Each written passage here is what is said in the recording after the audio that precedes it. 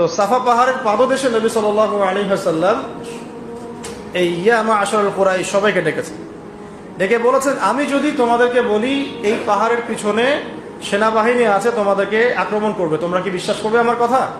সবাই বলছে হ্যাঁ করবো, কেন করবো না, তুমি হচ্ছে আল আমিন, সত্যবাদী, তুমি সবসময় সত্য কথা বলো, তোমার কথা কেন বিশ্বাস করবো না? তখন তিনি বললেন যে তোমরা কুলু লা ইলাহা ইল্লাল্লাহ তুফলিহুন, তোমরা সবাই বলো যে আল্লাহ ছাড়া প্রকৃত কোনো মাবুদ নাই, তাহলে সফল হয়ে যাবে। ব্যাস, এই বলার সাথে সাথেই নবী সাল্লাল্লাহু আলাইহি ওয়াসাল্লামকে পাথর মারা শুরু।